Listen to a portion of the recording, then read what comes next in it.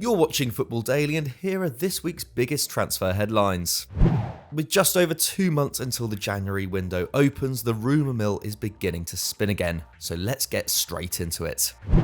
We kick off this week's episode in Manchester, as both City and United are reportedly set to go head-to-head to sign one of Europe's most exciting young strikers. According to Spanish outlet SACKED, the rival clubs are monitoring Real Sociedad's star Alexander Isak, who signed a new 5-year contract in the summer containing a €90 million release clause.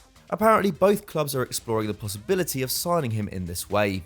The Sweden international is yet to find the net or register an assist in almost 400 minutes of La Liga action so far this season, but scored 17 in an excellent 2021 campaign, and also impressed at the European Championships. And with City failing to land Harry Kane in the summer, there is still a need to fill the striker's position at the Etihad, and at 22, Isak fits the kind of age profile we're used to seeing the English champions go for, although they continue to be linked with Robert Lewandowski, who will have just 1 year left on his contract at Bayern Munich by next summer. The links with Man United are arguably more puzzling. The Red Devils freed up a huge portion of their wage bill to sign Cristiano Ronaldo at the end of the summer, and also have Edinson Cavani, Anthony Martial and Mason Greenwood vying for the centre-forward position. Both Cavani and Ronaldo will likely have left by 2023, but it's hardly an area of need for the club right now. United's main problem has been in midfield, and following a report in the Manchester Evening News this week claiming that the club were put off by West Ham's £100 million valuation of Declan Rice in the summer, the chances of them paying near that for a striker seem pretty slim.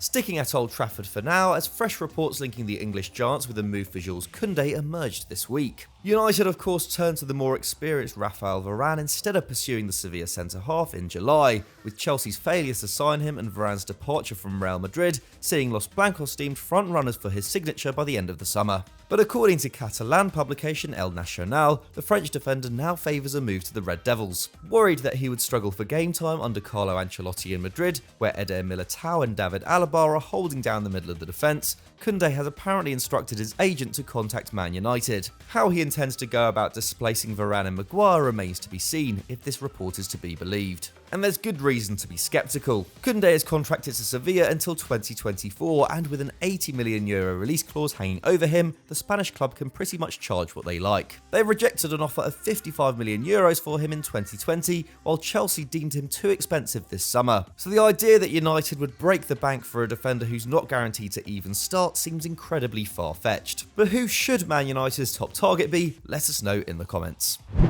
Over to Chelsea now, as Ross Barkley is garnering interest from a number of Premier League clubs. The English midfielder is apparently free to leave Stamford Bridge in January, having made just one substitute appearance in the league so far this term. And with his contract up in 2023 and a market value around the £10 million mark, he could be bought on the cheap. Burnley, Newcastle and Leeds are all reportedly interested in the 27-year-old, who has made 89 appearances for the Blues since signing for them in January 2018. Following a promising start on loan at Aston Villa last year, it was expected the former Everton man would find a permanent home in the Midlands. But a less than impressive second half of the season saw the Villains turn down the chance to buy him outright, instead signing Emiliano Buendia, Danny Ings and Leon Bailey with the proceeds of the Jack Grealish sale. According to 90 Min, Barkley is on a short list of players being monitored by Newcastle as they look to make a number of mid-season signings to keep them in the Premier League, following their £300 million takeover by the Saudi Public Investment Fund. Teammate Ruben Loftus-Cheek is also reported to feature on this list, but having started the club's last 2 Premier League fixtures, is less likely to be up for sale right now. Burnley, meanwhile, were understood to have sounded out Chelsea over the possibility of another loan for Barkley at the end of the summer window,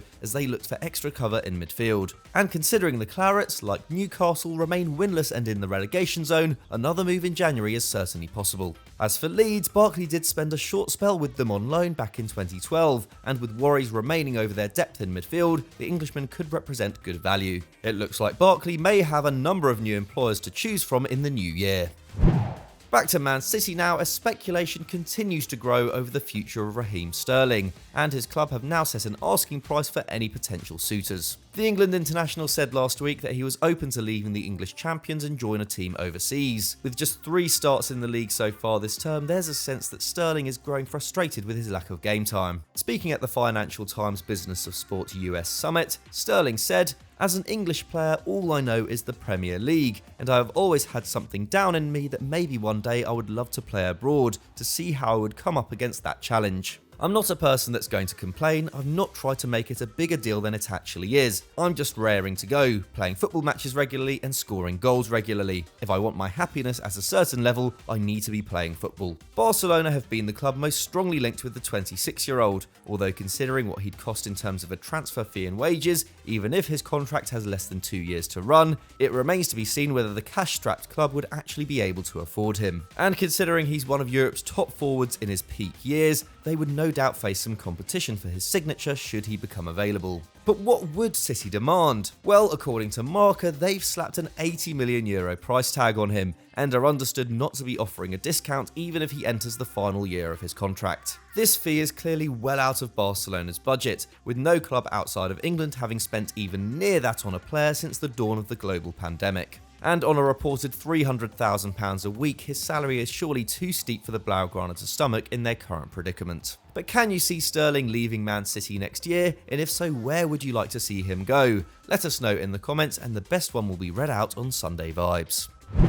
We finish off this week's episode with a particularly explosive rumour. Following another disappointing display from his side on the weekend, Ole Gunnar Solskjaer's position as Man United manager is coming under increasing scrutiny among fans and in the press, with The Times reporting that morale in the dressing room is at a new low after the Leicester defeat. And as you'd expect, a few potential candidates have been doing the rounds, namely Antonio Conte and Zinedine Zidane. This comes as little surprise considering they are the two most high-profile managers in the game currently out of a job, and Zidane was linked with the Red Devils as far back as 2018 before Ole took the position. And this week, fresh reports suggest that the French coach could be in line to succeed Solskjaer if bad results continue. United reportedly contacted Zidane during the international break to sound him out over the possibility of joining, and apparently this contact was made at the recommendation of Cristiano Ronaldo. Zidane and Ronaldo enjoyed a good working relationship at Real Madrid, with former club president Ramon Calderon suggesting that Florentino Perez's stance on selling the Portuguese forward contributed to the Frenchman's decision to resign as Los Blancos manager in 2018. So the idea that CR7 is keen for a reunion is certainly feasible. However, this particular report comes from notorious Spanish television program El Chiringuito,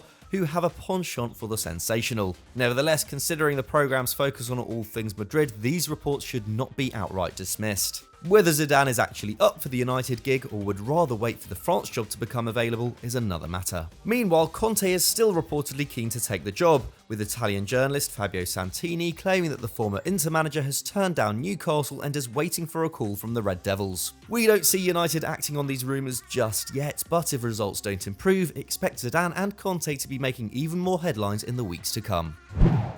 So that's all we have time for on this week's transfer talk, but which of these moves can you see happening? Let us know in the comments below. If you enjoyed this video, don't forget to leave us a like, and why not click on screen right now for another great FD vid. Thanks for watching, and we'll see you next time.